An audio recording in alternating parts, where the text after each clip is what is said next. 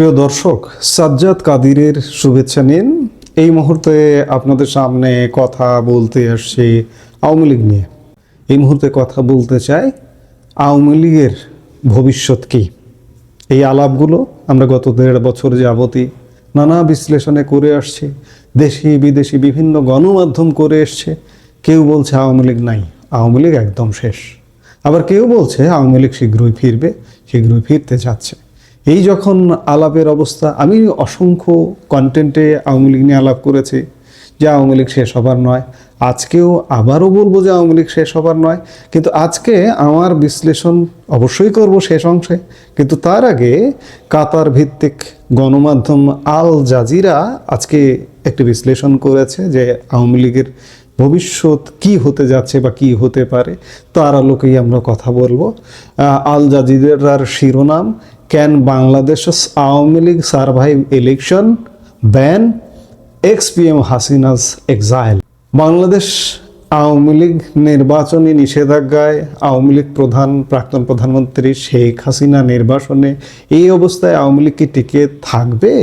এমন বিশ্লেষণকে কেন্দ্র করে আল জাজিরার বিশ্লেষণটা একটু দেখতে চাই, তারপরে আমরা আমাদের কথা বলতে চাই।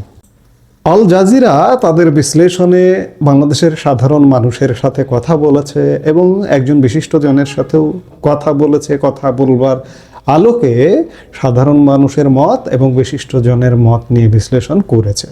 আল জাজিরা বলছে যে বাংলাদেশের মধ্যাঞ্চলের রাজবাড়ী জেলার পদ্মা নদীর তীর, ভোরবেলা মাছ ধরা শেষে সেখানে পা ধুয়ে নিচ্ছিলেন মাঝি রিপন মৃধা। আশপাশের বাজারের দোকানের দেয়াল ও শাটারের দিকে তাকিয়ে তার চোখে পড়ে এক অদ্ভুত শূন্যতা। কিছুদিন আগেও যেখানে সাবেক প্রধানমন্ত্রী শেখ হাসিনার নেতৃত্বাধীন আওয়ামী লীগের স্থানীয় নেতাদের পোস্টার ও ব্যানার ভরেছিল এলাকা, এখন সেখানে তার কোনো চিহ্ন নেই। 15 বছর ক্ষমতা ধরে রাখা দলটি এখন প্রায় অনুপস্থিত। 24 সালে ছাত্র জনতার অভ্যুত্থানে শেখ হাসিনা সরকারের পতন হয়। বাংলাদেশের রাজনীতিতে আসে এক নাটকীয় মোড়। শেখ হাসিনা দেশ ছেড়ে ঘনিষ্ঠ মিত্র ভারতে চলে যান। এরপর আওয়ামী লীগকে সব ধরনের রাজনৈতিক কর্মকাণ্ড থেকে নিষিদ্ধ করা হয়। শেখ হাসিনারই প্রতিষ্ঠিত বিশেষ ট্রাইব্যুনাল তার অনুপস্থিতিতে গণহত্যার নির্দেশ দেওয়ার দায়ে তাকে মৃত্যুদণ্ড দিয়েছেন। এই প্রেক্ষাপটে 17 কোটি মানুষের বাংলাদেশে আগামী 12 ফেব্রুয়ারি শেখ হাসিনার পতনের পর প্রথম জাতীয় সংসদ নির্বাচন অনুষ্ঠিত হতে যাচ্ছে। তবে এই নির্বাচনে থাকছে না আওয়ামী লীগ, অথচ এই দলটি স্বাধীনতার পর দীর্ঘ সময় ধরে দেশ শাসন করেছে। আজীবন আওয়ামী লীগের সমর্থক রিপন মৃধা বলছেন, দল নিষিদ্ধ হওয়ায় নির্বাচনের প্রতি তার আগ্রহ কমে গেছে। তবু ভোট কেন্দ্রে যেতে হতে পারে তার পরিবারের সংখ্যা ভোট না দিলে তাকে আওয়ামী লীগপন্থী হিসেবে চিহ্নিত করা হতে পারে। নৌকা না থাকলে কাকে ভোট দেব, সেটাই এখন রিপন মৃধার কাছে বড় প্রশ্ন হয়ে দেখা দিয়েছে। আল জাজিরা এমনটা বলছে। শেখ হাসিনার শাসন আমলে আওয়ামী লীগের প্রধান প্রতিদ্বন্দ্বী বিএনপি ও জামাতে ইসলামী কঠোর দমন পীড়নের শিকার হয়। জামাত নিষিদ্ধ হয়, শীর্ষ নেতাদের ফাঁসি ও কারাদণ্ড দেওয়া হয়, গ্রেপ্তার হন বিএনপির হাজার হাজার নেতা কর্মী। সাবেক প্রধানমন্ত্রী খালেদা জিয়া কারাবন্দী অবস্থায় গুরুতর অসুস্থ হন। শেষ পর্যন্ত সেই অসুস্থতা নিয়েই গত ডিসেম্বরে মৃত্যু হয় তার। তারেক রহমান 17 বছর লন্ডনে নির্বাসনে থাকার পর সম্প্রতি দেশে ফিরে এসেছেন, হয়েছেন দলটির চেয়ারম্যান। নির্বাচনের প্রস্তুতির মধ্যে রাজনৈতিক সহিংসতা দেখা যাচ্ছে। বিএনপি জামায়াত সহ বিভিন্ন দলের নেতাকর্মীরা হামলা ও হত্যার শিকার হচ্ছেন। তবে এবার আওয়ামী লীগের সাধারণ সমর্থকরাও আর নিরাপদ নন। শেখ হাসিনার শাসনামলে সংগঠিত গুম, খুন, নির্যাতন ও দমনপীড়নের দায়ে দলটির বিরুদ্ধে জনরোষ তীব্র। গোপালগঞ্জের রিকশা চালক সোলাইমান মিয়া স্পষ্ট ভাষায় বলেন, নৌকা ছাড়া নির্বাচনে না। তার পরিবার এবার ভোট দেবে না বলেই সিদ্ধান্ত নিয়েছে। এই মনোভাব গোপালগঞ্জের বহু বাসিন্দার। ঢাকার গুলিস্তানে আওয়ামী লীগের কেন্দ্রীয় কার্যালয় এখন কার্যত পরিত্যক্ত। গণ অভ্যুত্থানের সময় ভাঙচুর ও অগ্নিসংযোগের পর ভবনটি আশ্রয়হীন মানুষের থাকার জায়গা ও অস্থায়ী শৌচাগারে পরিণত হয়েছে। আশপাশের ব্যবসায়ীরা বলছেন মাসের পর মাস কোনো আওয়ামী লীগ কর্মী চোখে পড়েনি, এখন কেউ আওয়ামী লীগ সমর্থক বলেও পরিচয় দেয় না। তবে দলের ভেতরে এখনো কেউ কেউ আশাবাদী। বাংলাদেশ ছাত্রলীগের সাবেক নেতা আরমান মনে করেন আওয়ামী লীগ কৌশলগতভাবে নীরব রয়েছে। এই দল রাজনীতি থেকে মুছে যাওয়ার মতো নয়, আওয়ামী লীগ ফিরবে, আর সেটা শেখ হাসিনার নেতৃত্বেই। রাজনৈতিক বিশ্লেষক ও জবান পত্রিকার সম্পাদক রেজাউল করিম রনি অবশ্য ভিন্ন মত পোষণ করেন। তার মতে ফেব্রুয়ারির নির্বাচন টিকে যাওয়ায় আওয়ামী লীগের জন্য বড় চ্যালেঞ্জ। নির্বাচনের পর আওয়ামী লীগের সমর্থকরা স্থানীয় বাস্তবতায় নিজেদের মানিয়ে নেবে। ধীরে ধীরে তারা অন্য প্রভাবশালী শক্তির সঙ্গে যুক্ত হবে। এতে দলটির পুনর্গঠন কঠিন হয়ে পড়বে। রনির মতে শেখ হাসিনাকে ছাড়া ভবিষ্যৎ কল্পনা করা যায় কিনা তা নিয়ে আওয়ামী লীগের ভেতরে বিভাজন স্পষ্ট। তার দীর্ঘ স্বৈরাচারী শাসনে অনেক সমর্থকও হতাশ। এই অবস্থায় আগের জায়গায় ফেরা প্রায় অসম্ভব। অন্য বিশ্লেষকরা মনে করেন জামাতে ইসলামের পুনরুত্থান আওয়ামী লীগের জন্য এক ধরনের দৃষ্টান্ত হতে পারে। 1971 সালে পাকিস্তানের পক্ষে অবস্থান নেওয়ার কারণে দলটি বহুবার নিষিদ্ধ ও দমন পীড়নের শিকার হলেও টিকে গেছে। বর্তমানে জরিপ অনুযায়ী জামাত তাদের ইতিহাসের সেরা নির্বাচনী ফলের দ্বারপ্রান্তে। জাহাঙ্গীরনগর বিশ্ববিদ্যালয়ের সাবেক অধ্যাপক আনু মোহাম্মদের মতে আওয়ামী লীগের আবেদন শুধু দলীয় কাঠামোর মধ্যে সীমাবদ্ধ নয়, এটি সাংস্কৃতিক ও সামাজিকভাবে গভীরভাবে প্রথিত। পুরোপুরি মুছে যাওয়া কঠিন। যুক্তরাষ্ট্র ভিত্তিক ইন্টারন্যাশনাল রিপাবলিকান ইনস্টিটিউটের জরিপে এখনও প্রায় 11% সমর্থন রয়েছে আওয়ামী লীগের। তবে বাস্তবতা হলো নির্বাচনী মাঠে দলটি অনুপস্থিত। ভারত থেকে আওয়ামী লীগ নেতাদের ভার্চুয়াল তৎপরতা ঢাকায় ক্ষোভ সৃষ্টি করছে। দিল্লিতে এক অনুষ্ঠানে শেখ হাসিনার বক্তব্য নিয়ে বাংলাদেশ সরকার প্রকাশ্য অসন্তোষ জানায়। আটলান্টিক কাউন্সিলের দক্ষিণ এশিয়া বিশেষজ্ঞ মাইকেল কুগেলম্যান বলেন, আওয়ামী লীগ ছাড়া নির্বাচন পূর্ণ গণতান্ত্রিক নয়। তবে একই সঙ্গে তিনি মনে করেন দমন পীড়নের কারণে দলটি অনেকের চোখে বৈধতা হারিয়েছে। দক্ষিণ এশিয়ার রাজনীতিতে বংশানুক্রমিক দলগুলো সহজে মরে না বলেও মন্তব্য করেন তিনি। পরিস্থিতি বদলালে আওয়ামী লীগের প্রত্যাবর্তন অসম্ভব নয়, তবে আপাতত দলটি কার্যত অচল। রাজবাড়ীর রিপন মৃধার কাছে এই অনিশ্চয়তা গভীর বেদনার।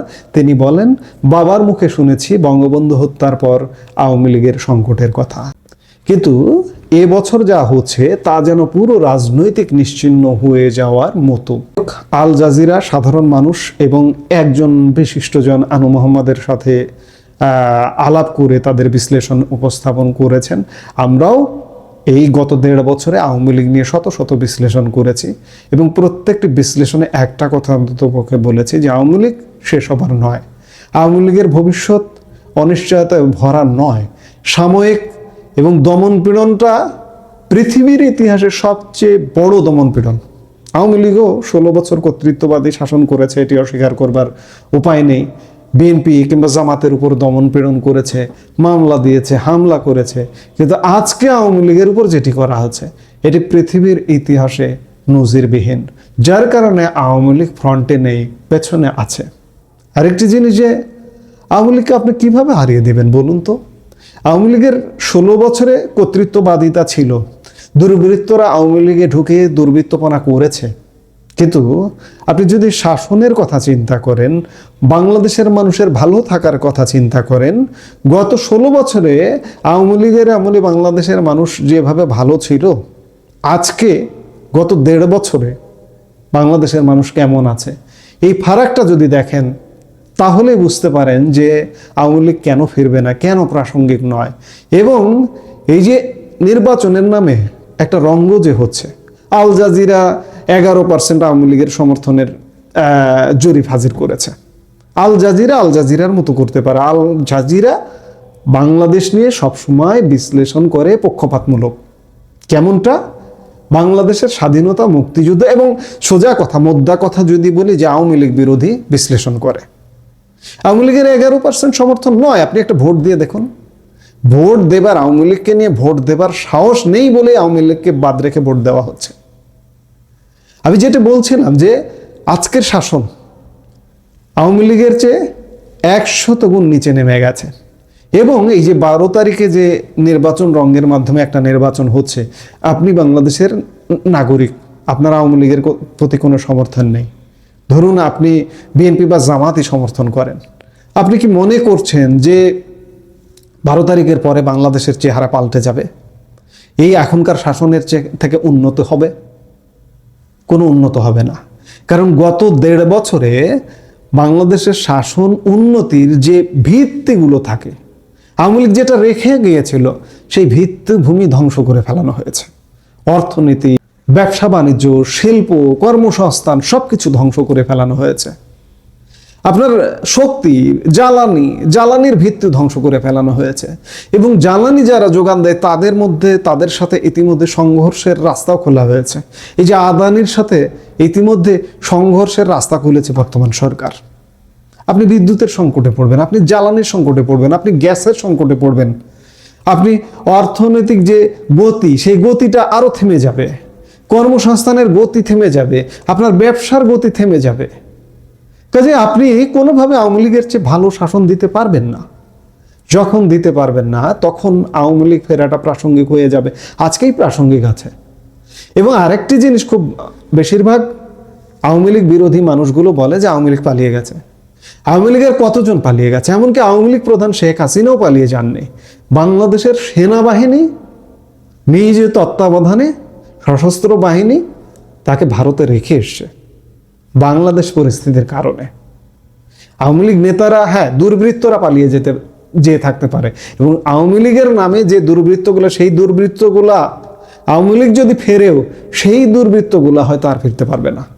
তাদের এলাকা তাদেরকে অ্যাকসেপ্ট করবে না, এলাকার লোকজনই তাদেরকে গণধোলায় দেবে আগামীতে। কাজেই আওয়ামী লীগের বেশিরভাগ মানুষ বাংলাদেশে আছে এখনো পর্যন্ত বলতে পারি যে 125-30 জন মন্ত্রী সাংসদ অ্যারেস্ট হয়ে জেলে আছেন। ধরুন 100 জনের মতো এমপি বাইরে আছেন, এখনো শতাধিক এমপি বাংলাদেশে আছেন।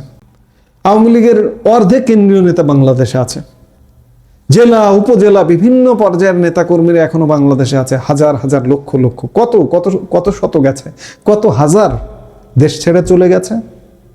যারা চরম বিতর্কিত তারা আর এই দেশে আসতেও পারবেন না। কাজেই এই দেশে আওয়ামী লীগ আছে, আওয়ামী লীগের নেতা কর্মী সমর্থক সবাই আছে। পরিস্থিতি একটু ভিন্ন হলে আওয়ামী লীগ ফিরবে।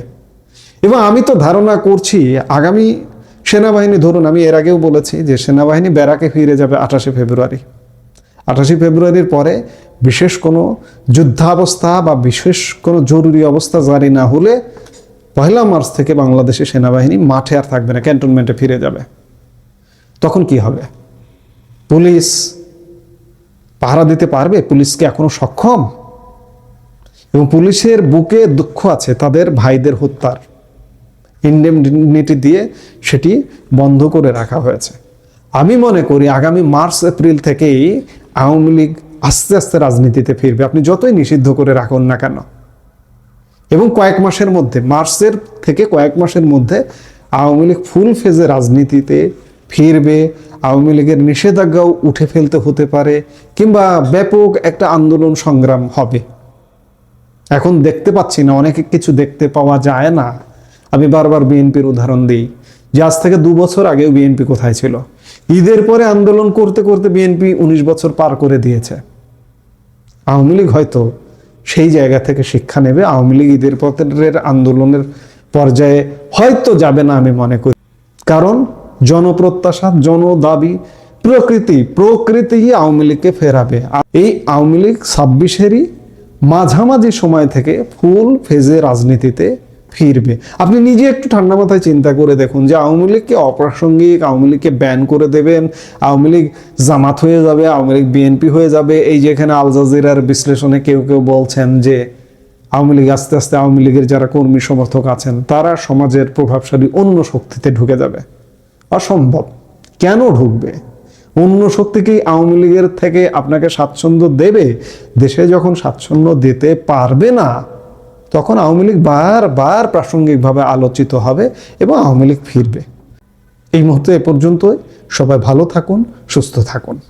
আমাদের ভিডিওগুলো নিয়মিত পেতে সাবস্ক্রাইব করুন Sajjad Kadir and the legends YouTube channel এবং লাইক, কমেন্ট, শেয়ার করে সাথে থাকুন।